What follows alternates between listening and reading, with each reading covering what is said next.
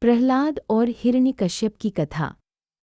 बहुत समय पहले की बात है। कश्यप ऋषि और उनकी पत्नी दिति के दो पुत्र हुए। हिरण्याक्ष और हिरण्यकश्यप दोनों ही अत्यंत शक्तिशाली दैत्य थे। हिरण्याक्ष ने पृथ्वी को ले जाकर समुद्र में छिपा दिया था।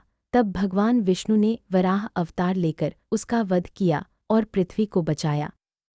अपने भाई की मृत्यु से हिरण्यकश्यप भगवान विष्णु का घोर शत्रु बन गया। उसने अमर होने और तीनों लोकों पर राज करने के लिए कठोर तपस्या की। उसकी तपस्या से प्रसन्न होकर ब्रह्मा जी प्रकट हुए।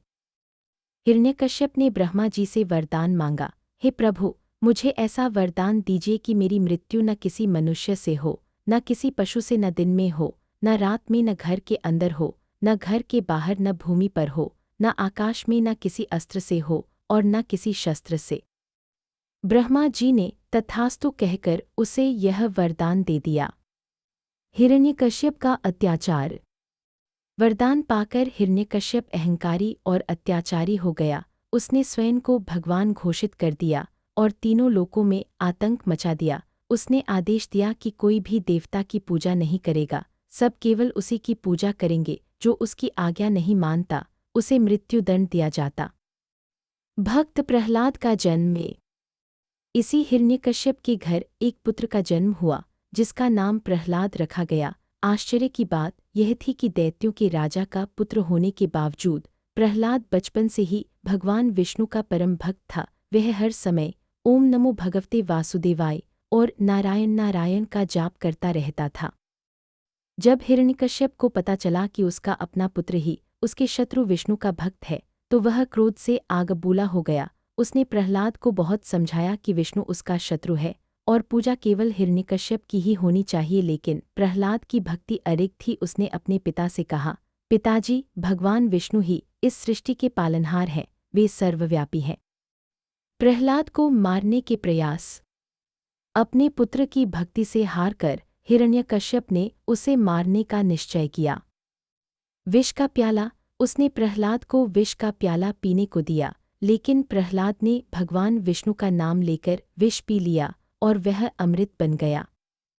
हाथियों से कुचलवाना। उसे पागल हाथियों के पैरों तले कुचलवाने की कोशिश की गई, पर हाथी भी उसे कोई हानि नहीं पहुंचा सके।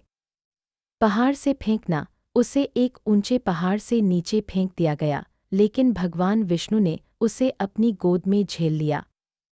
हर बार प्रहलाद भगवान की कृपा से बच जाता, जिससे हिरण्यकश्यप का क्रोध और भी बढ़ जाता।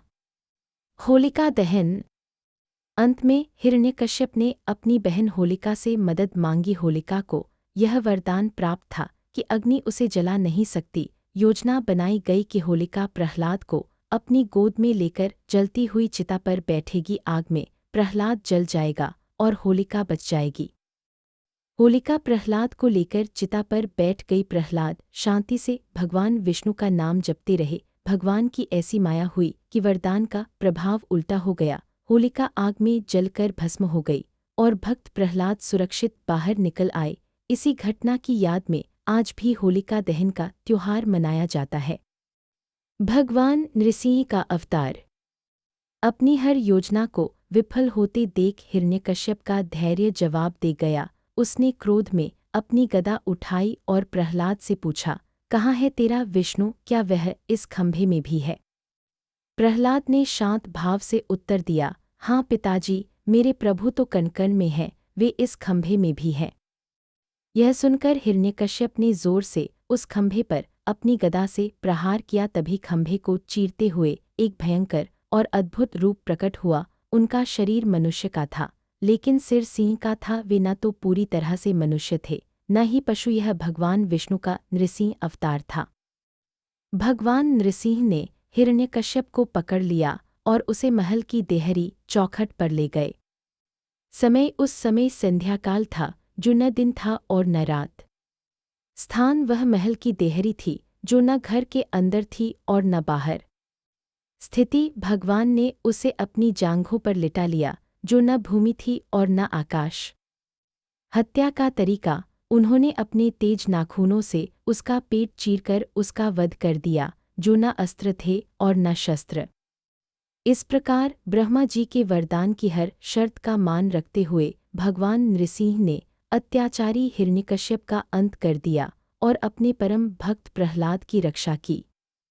कथा का सार। यह कथा सिखाती है कि अहंकार और अत्याचार का अंत निश्चित है और सच्ची भक्ति में इतनी शक्ति होती है कि भगवान स्वयं अपने भक्त की रक्षा के लिए अवतरित होते हैं। यह अच्छाई की बुराई पर जीत का प्रतीक है।